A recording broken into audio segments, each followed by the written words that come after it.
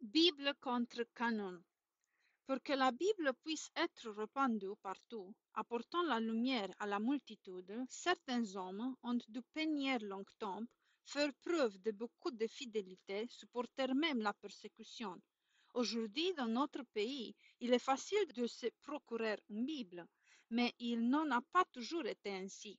L'Amérique était déchirée par une horrible guerre civile. Le Sud se battait contre le Nord et on se demandait s'il y aurait deux gouvernements ou si l'union subsisterait au sein de la grande nation. Pendant 4 années, les combats s'étaient poursuivis et les conséquences de cette lutte se faisant durement sentir dans le pays. En particulier, il était presque impossible de trouver de Bible. Beaucoup d'entre elles avaient été perdues, brûlées, détruites d'une façon ou d'une autre. Comme les imprimeries ne pouvaient se procurer ni ouvrières ni papier, il n'était plus question d'un éditeur. Pourtant, les soldats auraient bien besoin de cette précieuse parole, car un grand nombre étaient hospitalisés par suite de blessures ou de maladies ou se trouvaient enfermés dans des camps. Un vaillant pasteur de Virginie, M. Auge, voya tout cela, et il savait que le seul moyen de se procurer cette précieuse Bible, c'était d'aller la chercher en Angleterre où elle était imprimée. Entreprise impossible, désespérée. En effet, les États du Nord avaient placé des canonnières et sentinelles devant toutes les portes du Sud. Ces canonnières coulaient les bateaux essayant d'entrer dans ces portes ou d'en sortir. Ceci afin d'empêcher le Sud d'échanger son coton ou autres produits contre des armes ou des munitions. Et pourtant, il faut absolument que ces hommes aient la Bible, disait M. Hoge. Comment pourriez-vous la leur procurer? Demandaient ses amis. Oubliez-vous le blocus?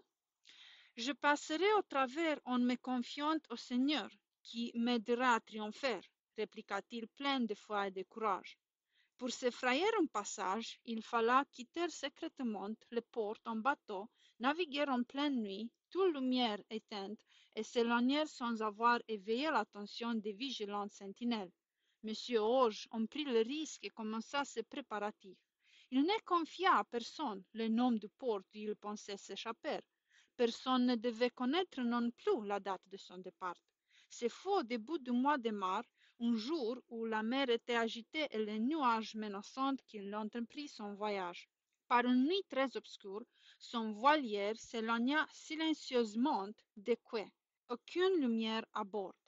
L'équipage respectait scrupuleusement les consignes. Très vite, le vent se leva, les vagues se creuseront, rendant la navigation périlleuse.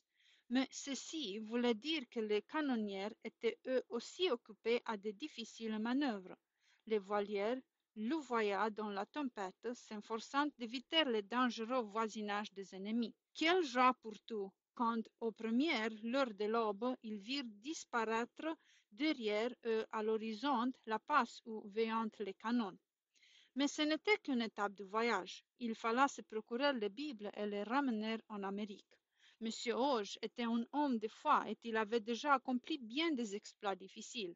Il s'adressa à différentes sociétés bibliques, leur exposa les grands besoins des soldats et obtint 10 000 Bibles et 50 000 Nouveaux Testaments. Plein de joie, il remercia Dieu et dressa immédiatement ses plans de retour. Il avait presque de quoi remplir son bateau, mais de ces précieux volumes aucun ne devait se perdre. Sans révéler l'endroit où il se rendait, il fit son chargement et mit le cas sur Wilmington en Caroline du Nord. Malheureusement, il ne put atteindre ce port pendant la nuit. Il lui faudra donc affronter le redoutable canonnière. La veille de ce jour fatidique, le temps était clair et beau. On était en vue du port quand tout à coup l'équipage aperçut le bateau ennemi se dirigeant sur leur voilier. Les canonniers chargeant déjà leur engin de mort. Le danger était imminent, mais plein de détermination, M. Auge demanda que l'on avance le plus rapidement possible, priant le Seigneur de leur épargner tout désastre. Les obus commenceront à tomber autour d'eux. Les voiliers forçèrent d'immense vitesse et peu à peu se trouva hors de la portée des lourds navires. Alors, comme l'équipage prenait espoir, le bateau heurta une banque de sable.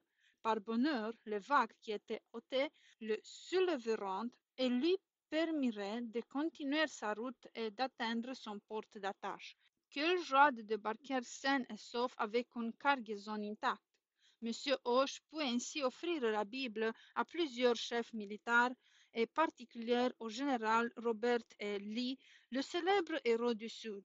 Certains de ces personnages importants en furent si reconnaissants qu'ils envoyèrent de l'argent au vaillant pasteur pour l'aider dans son œuvre salutaire. Ainsi, nous voyons combien les hommes de foi peuvent accomplir de grandes choses pour Dieu, même en de temps troublés.